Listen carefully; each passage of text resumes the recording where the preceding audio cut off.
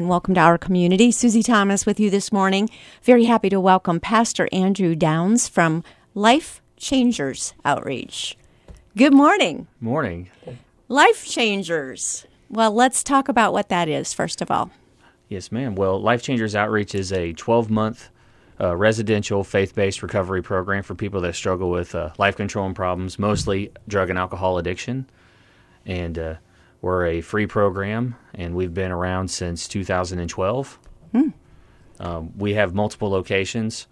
We have centers all over the country, and we have a few out of country. Oh my goodness!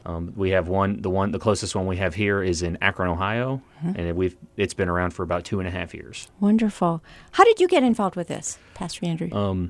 I myself, I used to be a drug addict, and especially when I was in high school and in my early 20s, and I went through a recovery program very similar to Life Changers, and that's where I got my freedom, and that's where I found Jesus as my Savior, and that's where I got deliverance from those issues. I bet a lot of people have their jaw dropped, as mine do, when you tell them that you personally have walked this way, because that always is going to be something that really pierces the hearts, I think, of the people that you work with, to think, oh, look at him. He got through it, and look at where he is now. I can do this too. I'm sure you serve as such a role model for the people that you serve. Do you find that? Yes, ma'am. I believe so, because I've been in their shoes before, and so I can walk them out of it, through the Lord, of course. But being in those shoes, being able to relate to what they're going through, and a lot of things that they've experienced, really gives them hope. Is this a place where people can stay and live? Is this residential? Yes, ma'am. It is residential. They are expected when they come into the program. They make a commitment to do the full program, which is a minimum of 12 months. And how many can you have there at the same time? I think right now we have enough room for about 20. Really? Yes, but we also have enough. That's about as many beds as we have right now. But we have enough room to put more beds if they were full. How has COVID affected you in the ministry, this unusual time in which we live? Well, probably the biggest way that it's affected us is, the way we do our funding, because we don't charge anybody anything and we don't do insurance or take insurance or anything like that. So probably the biggest thing is that we go out on the weekends and we'll be set up at stores, like department store, like Family Dollars or Walmarts and things like that. And we'll have a table set up with some T-shirts that we print and then some jewelry and stuff. And we just ask people to come to the table and make a donation. And then, we give them information about the program. And then if they want to get something off the table, then it's like a more specified donation. Then they can get something off the table. But since COVID has hit, we haven't been able to fundraise at Walmart. So we've been having to go to a lot smaller stores. Right.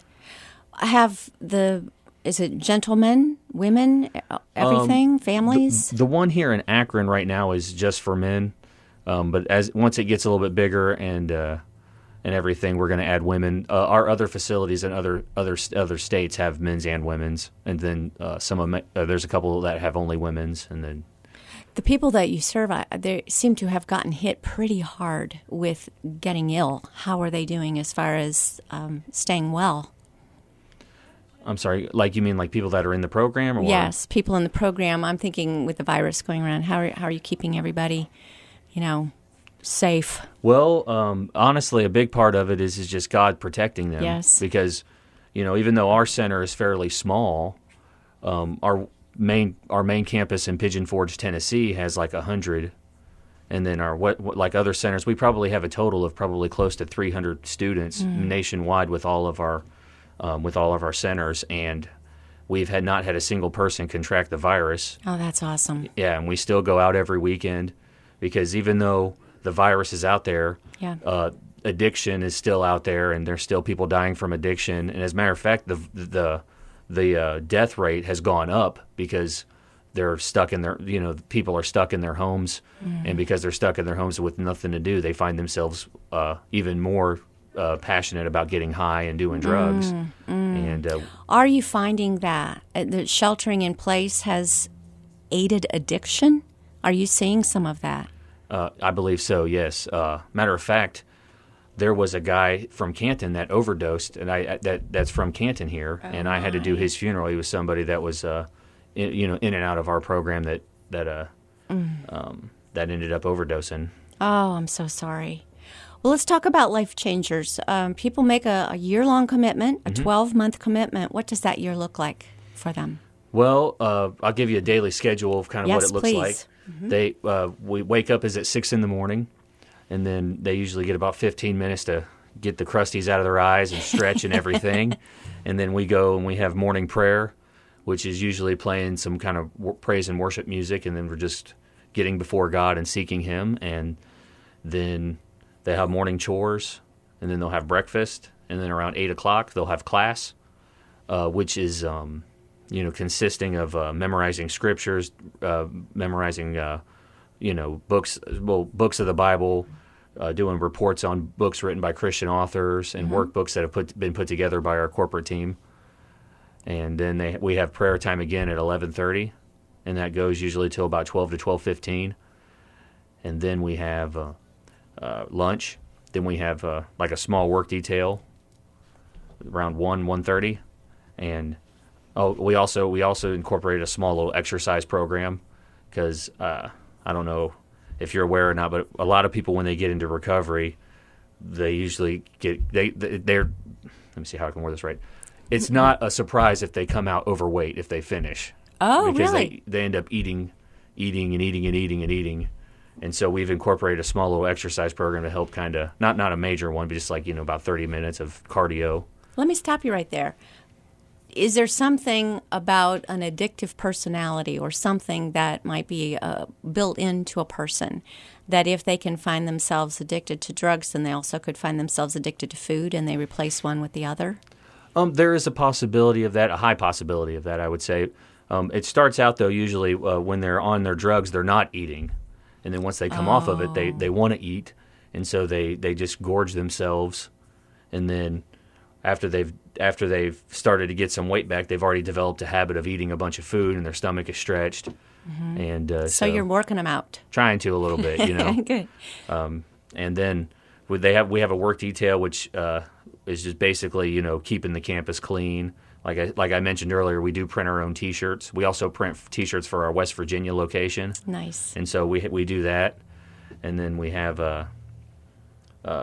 dinner around 5 o'clock, and then they have showers and things like that, and they get phone calls and whatnot, and then we do like a study hall around 8, and then from about 9:15, it's getting ready for cleaning up, getting ready to go to bed, and we do a nighttime devotional, and then lights out at 10. That's a very structured day. Yes, ma'am. How hard is it for people to adapt to that when they are used to living a completely unstructured life? It will take some getting used to, Yes. but if they really want to change their life, if they really want to be Yes. free, if they really want to, get their families back, or they really want to, get off probation and quit going to jail, they'll do what it takes. You mentioned a lot of meals there. They're getting 3 solid, good, hot meals a day. How do you, since this is a free program, how do you do that? Do other churches come in and help provide meals? Do you have partners? Is it all donation? We have a few. We have a couple of churches that help us out, and they'll give us donations. And then we have just regular just Christians, not just necessarily churches as a whole, but just individual Christians who come, and they'll bring stuff. We have a couple that they come periodically, and they just bring us like this big bag of bread, and we get that from them periodically. Nice. And then there's a church in Akron, Relentless Church. They help us out a lot. They give us a lot of food. Do you need more help? We can always use more help. Okay. Yeah, always. Do you have a website where a person can go yes. and find out information? And what kinds of things would you need? Pretty much just about anything you can think of. Food. We can always take clothing donations. Okay. Toiletries, men's toiletries. Toiletries are big. Toilet paper. Yes. Just pretty much just about anything you think of. Anything that would cost, that we would have to spend money on, you can pretty much count on us So if you pick something when you're out and around doing your errands, pick something and just double up on it and give one to you guys. Sure, yes. Sounds good. All right. How do we do that? And I can give you our address. Okay. Which is 732 Russell Avenue, Okay. and that's in Akron. Mm-hmm. And then we do have a website. It's a website for all that's related to all of our locations, not just the Ohio Center. Okay. But it's lifechangersoutreach.com. Oh, easy. Yeah. Lifechangersoutreach.com. Yes, ma'am. Do you have a phone number? The phone number to the Ohio location is 234 400 Okay. 9109. Awesome. Okay, that is 234-400-9109. Can people call and ask for you and be able to get some questions answered? Yes, ma'am. Do you have volunteer opportunities? We do. We haven't had a lot of people want to really ask to volunteer to explore it. We had, I think, one guy came one time and he helped out a little bit, and then that was pretty much it. Okay. We do. I do want to say too on our schedule, even though that's like a rough estimate of our schedule, but we also have chapel services on Tuesdays at 4. And so those are basically like a church service. And we do like to have pastors come if they would like to come and preach and minister to our guys, because we preach, me and the other head pastor, we preach Sundays and Wednesdays. So I feel like it's good sometimes for the guys to hear a different voice besides ours. Mm-hmm. Well, we've got pastors who listen, so you're hearing this right now. You're saying, well, I could do that. So give Pastor Andrew a call, 234-400-9109, or go to lifechangersoutreach.com. And then from there, is there a way to click on to the Akron location, or is that just information about the national? It's information about the program, and then, if you go to locations, it'll give you some information about the locations, and it'll have like our pictures on it and stuff. Do you do anything with social media? Would we find you on Facebook, We do have a Facebook Instagram? page. All of the locations have a Facebook page. Ours, I believe, is specifically, it says Ohio Life Changers. Oh, easy. Yeah. Okay, that's great. Ohio Life Changers. That's great. All right, so we can find you there too and kind of see what's going on. We love stories, and we love stories about second chances and redemption. I'm sure you've got some great ones to be able to tell. Tell me about maybe one or two of the people who've had their lives changed at Life Changers. Oh, most definitely. I'd love to share the one. Am I allowed to say names? Let's say a first name. Okay. Sure. Okay. His name is Adam. This is when we first opened our program. Okay. Our first center was in Pigeon Forge, Tennessee, in August of 2012. Well, first of all, what a fun place to be. Yes, ma'am. So yes, but and you've also picked a wonderful place. I think having a location here, you're probably finding that there's a great need in Northeast Ohio. Yes, ma'am. Yep. Yes, I actually used to live in like the Paynesville, Lake County area, and that was where I did some of my mess. So I definitely know that there's a need here. And actually, our president that's over all of our locations he's born and raised in Akron. Is that right? Yes, ma'am. That's why the Ohio Center is in Akron. Well, we have no idea why, but for some reason, the opioid addiction is hit this area especially hard. And as far as nationally, we're considered a pretty rough place. Yeah. Has been going through some rough times here. So we are so grateful for your ministry. Well, so thank tell you. me some good stories. Tell me some Okay. happy endings. Okay, this one, his name was Adam.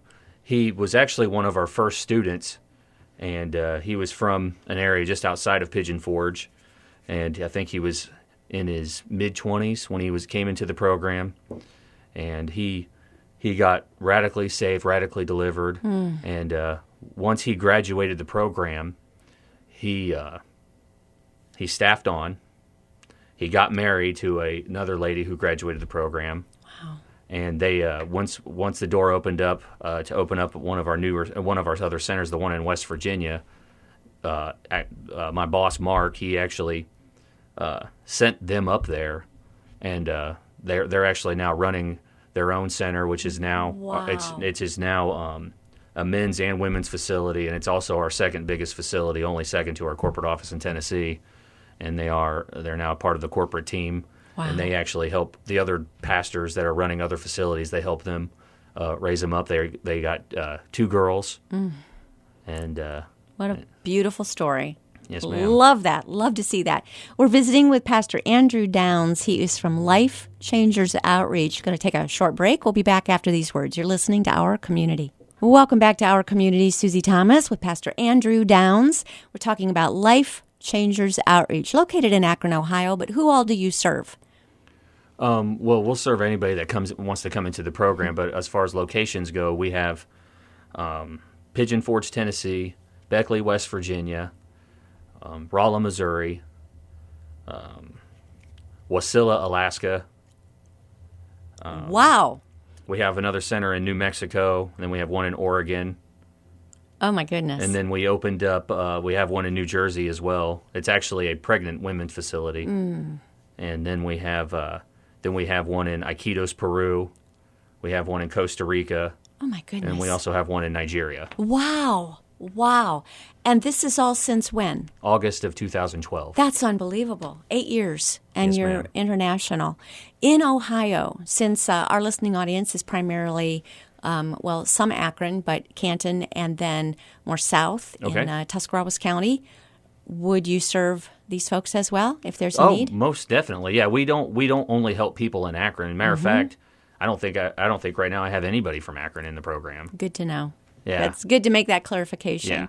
Yeah. We help anybody. That's one of the reasons why when we go out and fundraise, we go out all over the whole state, is to let people know that we exist as an advertisement, and also let them know that their loved one can come into our program. Yes, wonderful. So either way, if you know you need it, or if you know someone who does need it. Yeah, and they don't have to be from Ohio either.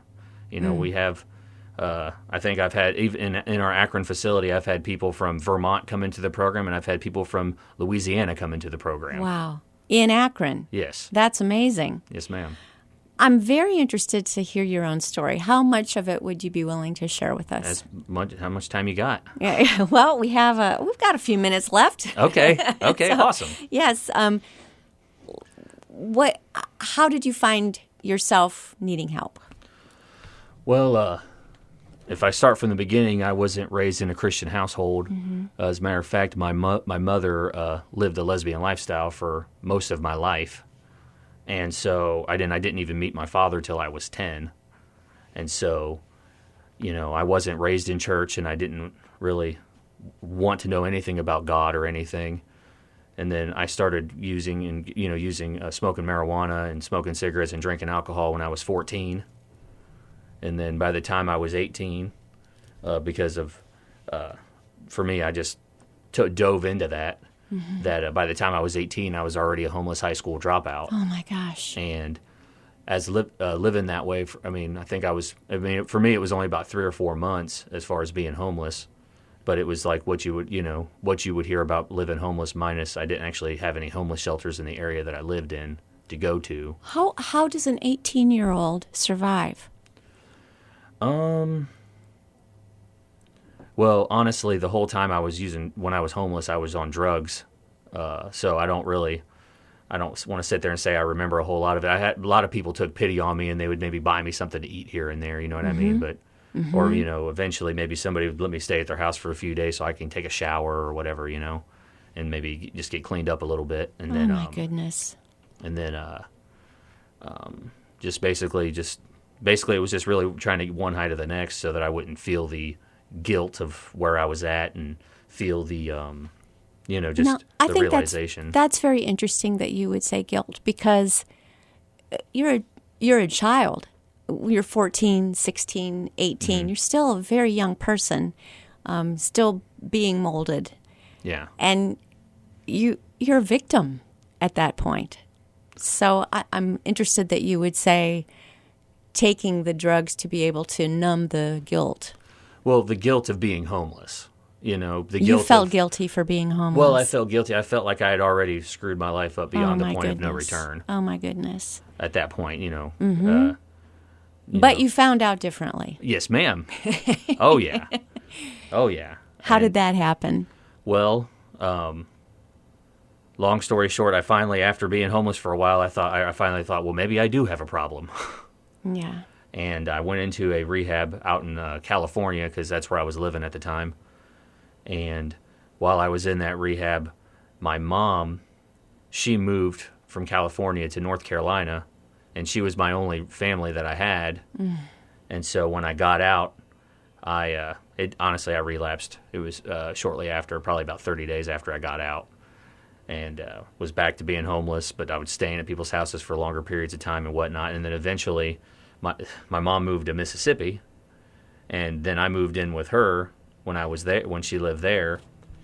And at that point, I was afraid that I was going to run into a person that did drugs, because I knew that I wanted to do them. And I knew that if I ran into somebody that did drugs, I'd do it. And so I just stayed in the house for 6 months and hardly ever went outside. Wow. And then eventually my mom was like, I got to do something. And she was in communication with my dad at that time. And he got me into a program called Teen Challenge, which I know a lot of people are familiar with. And We sure are. And Life Changers is very similar to Teen Challenge, because all of us that were involved with starting it were graduates from Teen Challenge. Got to ask, how did your dad know about Teen Challenge? My grandmother is the one that I think that told him about it. So you have a believer for a grandmother. Yes. And then you got involved with Teen Challenge. Yes. Your mom and your dad must have seen an amazing change in you. Yes, ma'am. What was their response? Well, I think it was mostly shock in some aspects, but my dad, I think he was glad to see it, but he was waiting more to see consistency. Not just, he wanted to make sure that it was a consistent thing. So for a few years, like, he would, I don't know how to word this, he would just say things to make sure that I knew, make sure that I had the right mindset or thought process. Where I have to be like, yes, Dad, I know. But eventually now it's, you're more relaxed than I am. You're less, you don't pop off as much as I do. Or, now it's, I almost feel like he doesn't maybe word it this way, but maybe I'm more mature in certain aspects than he is. I wouldn't doubt that at all. I think you can expect it when someone has a life change like you experienced and like you help others experience now. You can expect a little skepticism along the way, because people are going to want to say, did this stick? Did this take? Yes. And evidently it truly did, and it truly has. Yes, ma'am. So then there's got to be some time between Teen Challenge and Life Changers becoming in existence, right? Oh, most definitely. Most definitely. Did you became a pastor? Yes. How did that happen? Well, that actually happened. My boss, he has after we had Life Changers up and running, he felt the call to start his own credentialing ministry, I guess is what you would call it. And so, of course, being under him and been with him for so long, I ended up going through his credentialing process to get credentialed. Awesome. And so, for someone who was not raised in the church at all, I'm fascinated to hear what was it like for you to suddenly hear the Word of God? Well, honestly, even though I wasn't raised in church, I did hear it a lot because, like you mentioned before about my grandmother being a believer, and my dad was a believer. It just maybe not at the time when I was first born, but he was a believer. Especially my grandmother. My grandmother is an awesome woman of God. She actually just finally moved back to the United States from Central America, like opening up orphanages. Oh my goodness! Don't we all owe a lot to praying grandmas? Oh, most definitely. Yep. And so, every time I saw her, she, like I said, I didn't meet my dad till I was 10, and I didn't meet her till shortly afterwards. One of the first things she did with me is, talk to me about Jesus. Yeah. It was just kind of it was just a conflicting thing at the time because of my mom's past lifestyle, who, by the way, now is saved and believes in Jesus and has denounced that lifestyle and all that too. Wow. Yeah. The whole story is just amazing. So your whole family is you're all believers? Yes. And everybody's got a testimony. Yes, ma'am. is there going to be a book coming or a movie about this? This is pretty amazing. Well, I haven't thought about writing a book or anything, but I would definitely not be opposed to it. No one's ever said that to you before? No, ma'am. Well, let me just be happy to be the first. I think this needs to be a book. Andrew, that's an amazing, awesome, and encouraging story on so many levels for so many people. Yes, ma'am. Yeah, God just doesn't give up on us, does he? No, he doesn't. I'm very thankful for that. Yeah, well, I think we all can say that. We all need a Savior, and we can all say we're very thankful for that. What's in the future for Life Changers? We're so happy that you're here letting us know about it, but I often want to say, how do we get involved and how do we help you? Well, I can tell you a lot of what my boss, what vision he has. First, before I even go there, we did also. We started a second year for people that graduate that do want to staff on. Oh. And we offer that. We kind of push it. I'll just be honest with you. We kind of highly encourage it, and I think it's important because, the first year is a foundation, and then the second year really builds on it. So you graduate, and then many of the people who are then on staff and helping are people who have graduated from the program themselves. Yes, ma'am. That is beautiful. Yes, ma'am. And we started our own ministry school, and it's called World Harvest School of Ministry. It's not with Rod Parsley. I'm not completely a whole lot familiar with his ministry. It was just a coincidence that the name was similar to his church. But it's basically classes that are put together that are, some of them are Oral Roberts University curriculum. And then some of it is curriculum that's put together by our apostolic team at the corporate office in Tennessee. And basically it's just to give an extra year of training so that they're more equipped. If they feel called to do full-time ministry, they're more equipped to do that. Oh, wonderful. All right, so what's the dream? What's the vision? Well, the vision is to eventually, we're always going to have working with drug and alcohol addiction, but my boss's heart's been really talking about trying to fight sex trafficking. That's like the next step, fighting sex trafficking, and trying to do something with trying to maybe give alternatives to abortions, and maybe try. I don't know. I don't even know if this is possible or if this is even heard of, but try to start some type of like Christian foster care system or Christian adoption agency or something. Wonderful. Just try to slowly just incorporate that kind of stuff into the community. Well, find a need and fill it, right? Yes, ma'am. And there seems to be plenty of needs. We've been speaking with Pastor Andrew Downs. You can meet him through Life Changers Outreach. They're located at 732 Russell Avenue in Akron. Go to their website, lifechangersoutreach.com, or give them a call at 234-400-9109. That's 234-400-9109. You can find them on Facebook, too. Pastor Andrew Downs, thank you so much for joining us in our community today. You're welcome. And one thing I want to say real quick, that phone number, too, is also if anybody that actually wants help and wants to come into the program, that's the number they call as well. Awesome. Thank you so much. You're welcome.